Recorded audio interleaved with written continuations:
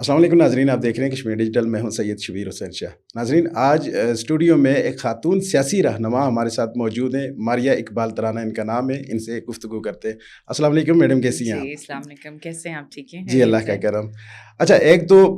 آپ کے گھر میں پاکستان پیپل پارٹی پلی بڑی جوان ہوئی، اور آپ ساری زندگی پاکستان پیپل پارٹی کے ساتھ، آپ کے نانا ابو کا، ماموں اور دیگر پورا خاندان آپ کا پاکستان پیپل پارٹی۔ اب آپ مسلم لیگ نون آپ نے جوائن کی ہے، تو کون سی ایسی وجہ درپیش آ گئی جو آپ کو اپنی آبائی پارٹی چھوڑنی پڑی اور نون میں آپ شامل ہو گئی ہیں؟ جی بالکل، پاکستان پیپلز پارٹی ایسا ہے، جیسے جیسے پاکستان پیپلز پارٹی آزاد کشمیر میں پلتی بڑھتی رہی، اسی طرح سے ہمارے ماں باپ بھی پلتے بڑھتے رہے اور ہم بھی بڑھتے بڑھتے رہے۔ تو جی کچھ ایک ایسی لائف میں کچھ آپ کو ڈسیزنس لینے پڑتے ہیں،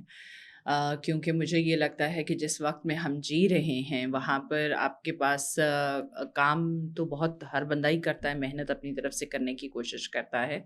پر ضروری یہ چیز ہوتی ہے کیونکہ لوگوں کی آپ سے ایکسپیکٹیشنز بھی ہوتی ہیں۔ تو میرا خیال ہے کہ، اور جہاں پر بات کرتے ہیں مسلم لیگ نون کی، تو مسلم لیگ نون اٹ سیلف انہوں نے اپنا لوہا منوایا ہے ہمارے جیسے لوگوں کو بھی قائل کرنے کے لیے۔ ان کے پاس کچھ ایسے عملی کام ہیں اور کچھ ایسے وثوق سے وہ کچھ جامعہ قسم کی پالیسیز ہیں جن کے اوپر میرا جیسا نوجوان جو دنیا بھی گھومتا ہے، پاکستان بھی گھومتا ہے اور ایک پرانا پولیٹیکل ورکر بھی ہے، تو اس کو ایسے لگا کہ میرا خیال ہے کہ جو جیسے میاں نواز شریف صاحب، میاں شہباز شریف صاحب، مریم نواز شریف صاحبہ ایز اے فیملی بھی ہیں، اور اس کے علاوہ پاکستان کے لیے بھی ایک خوبصورت فیملی ہیں، کیونکہ جس طرح کا کام مریم نواز شریف صاحبہ پنجاب میں کر رہی ہیں، میاں شہباز شریف صاحب نے ڈپلومیٹکلی جس طرح سے پاکستان کو آگے لے کر گئے، ان کا نام روشن کیا، تو مجھے یہ لگتا ہے کہ وہ ساری ایک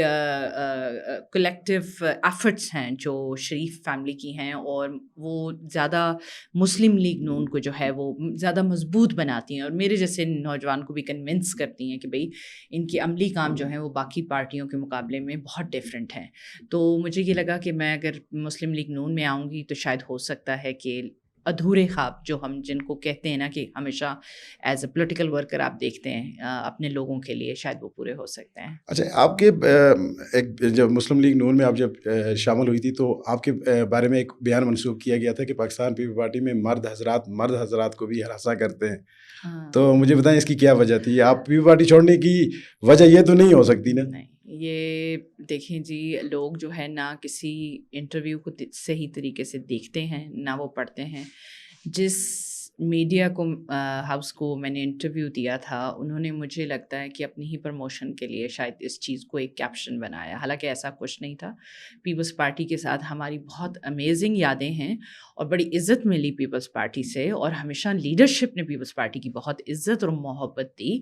یہ تھا women commission on status of women کا، جب میں کام کر رہی تھی اس حوالے سے انہوں نے سوال کیا کہ کس طرح سے ہراساں ہوتے ہیں عورتیں، اور اوور آل وہ بات کر رہے تھے، تو میں نے ان کو یہ کہا کہ صرف عورتیں نہیں ہراساں ہوتی ہیں، اس معاشرے میں مرد بھی ہراساں ہوتے ہیں۔ تو مجھے نہیں سمجھ آتی کہ شاید ہو سکتا ہے انہوں نے، ویسے آج کل ریٹنگ کے لیے جو ہے وہ آپ ہر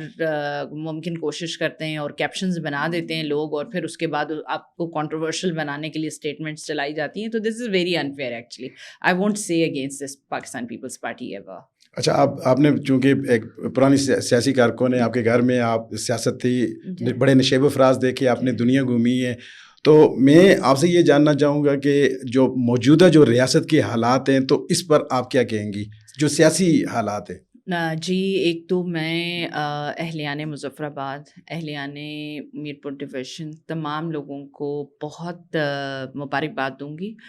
جس طرح سے پولیٹیکل کمپینس چل رہی ہیں پورے مظفر آباد ڈویژن میں اور میر پور ڈویژن میں، اور تمام پولیٹیکل پارٹیز جو ہیں وہ اس کو میں پارٹیسپیٹ کر رہی ہیں، یہ بہت خوش آئند بات ہے، کیونکہ آپ دیکھ رہے ہیں پچھلے 2 مہینے سے جس طرح سے ہماری پوری جو ریاست ہے اس کے بارے میں ایک امپریشن جا رہا ہے، وہ کوئی اچھا امپریشن نہیں ہے۔ خواہ مخواہ سے کچھ باتوں کے اوپر ہم نے انا کی ضد بناتے ہوئے کچھ لوگوں نے، کچھ گروہوں نے آزاد کشمیر کے جو سیاسی ڈھانچہ ہے، آئینی ڈھانچہ ہے، اس کو چیلنج کرنے کی کوشش کی ہے۔ تو میں بحیثیت responsible citizen of Azad Jammu and Kashmir and being a citizen of Pakistan میں یہ ریکویسٹ کروں گی لوگوں کے ساتھ کہ آپ کے پاس ایک مکمل جو ہے وہ اپرچونٹی ہے سیاست میں تبدیلی لانے کی. ابھی آپ کو تمام پولیٹیکل پارٹیز نے اپنا منشور دیا ہے, اپنے کینڈیڈیٹس دیے ہیں. اگر آپ کو کسی قسم کی بھی تبدیلی لے کر آنی ہے تو اس کا واحد راستہ جو ہے وہ سیاسی ہی ہے, کیونکہ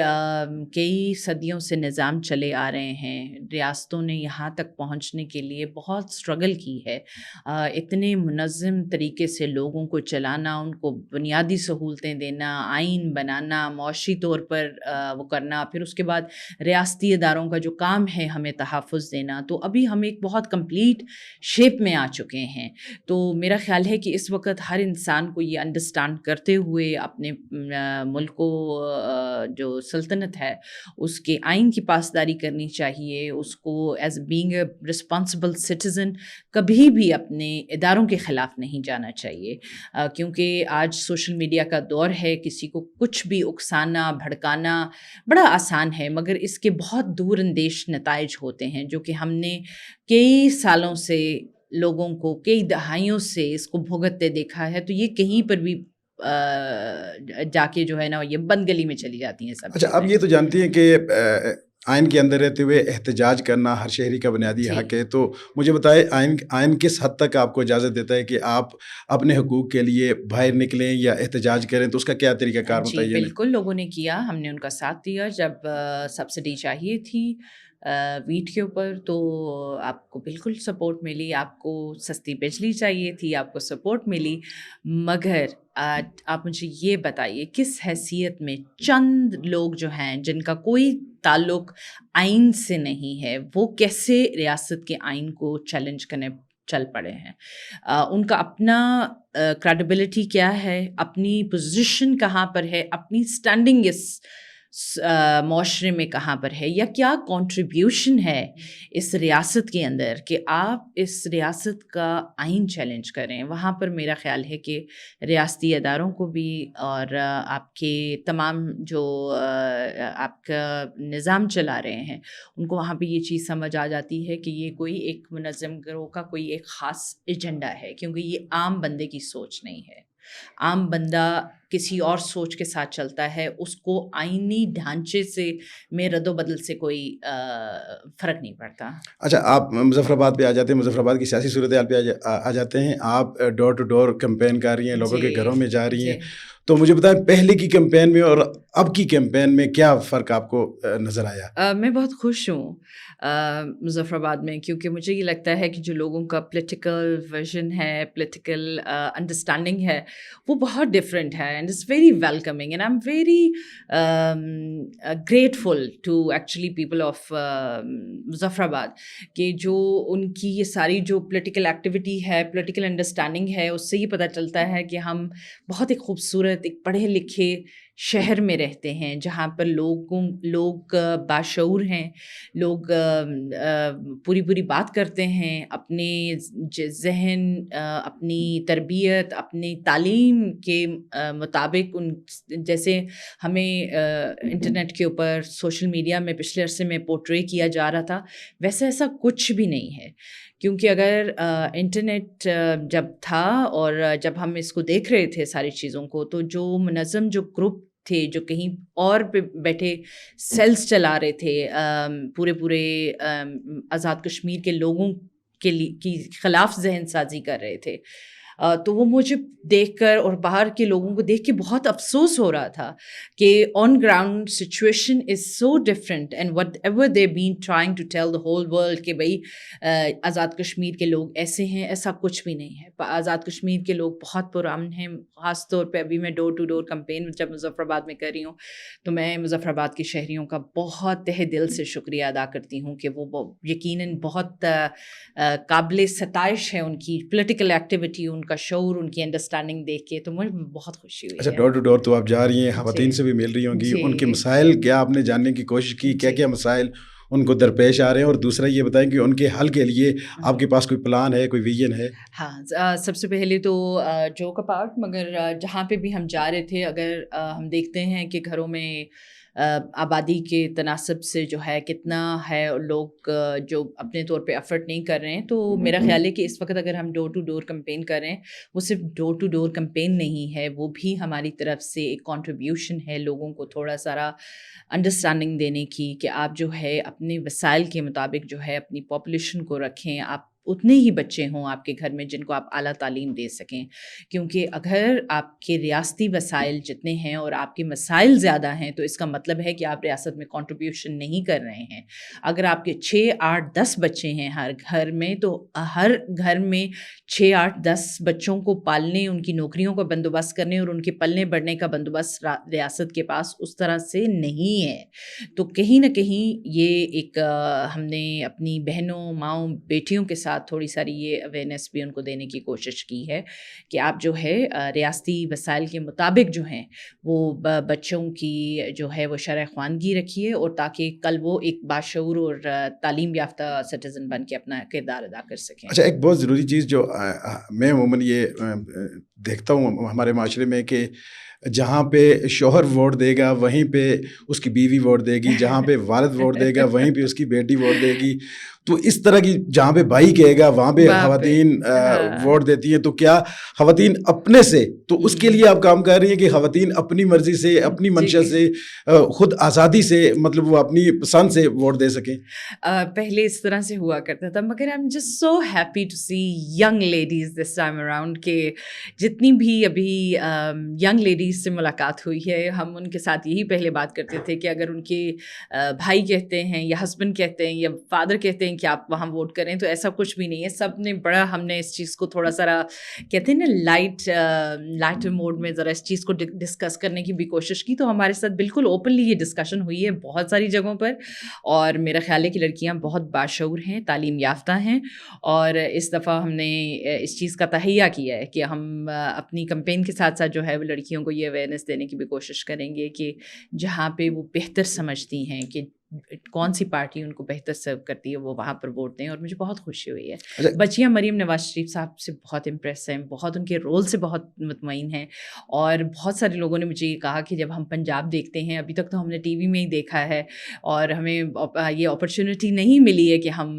پنجاب جا کے دیکھ سکیں, مگر اتنا جس طرح سے سوشل میڈیا میں اور ٹی وی میں دیکھتے ہیں وہ اتنا خوبصورت نظر آتا ہے. تو اس کمپین کے دوران ہی ہم بنا رہے تھے پروگرام کہ اگر الیکشنز ہو جاتے ہیں تو اس کے بعد ہم ایک ٹرپ ضرور کریں گے. اچھا, ایک بہت اہم بات میں نے آپ سے یہ پوچھنی تھی کہ گزشتہ دنوں نواز شریف صاحب اور مریم صاحبہ یہاں پہ آئے تھے, تو یونیورسٹی گراؤنڈ میں انہوں نے ایک خطاب بھی کیا تھا, تو وہاں بھی انہوں نے کچھ اعلانات کیے تھے. تو کیا الیکشن کے دنوں میں اس طرح کے اعلانات کو سیاسی رشوت نہیں سمجھنا چاہیے؟ نہیں, میرا نہیں خیال ہے. میرا خیال ہے کہ جب بھی نواز شریف صاحب آپ کو سہانے سپنے دکھانے والے نواز شریف صاحب نہیں ہیں, وہ عملی کام کرنے والے نواز شریف صاحب ہیں. بے شک ہم جس پولیٹیکل پارٹی میں ہوں, جہاں پر بھی تھے,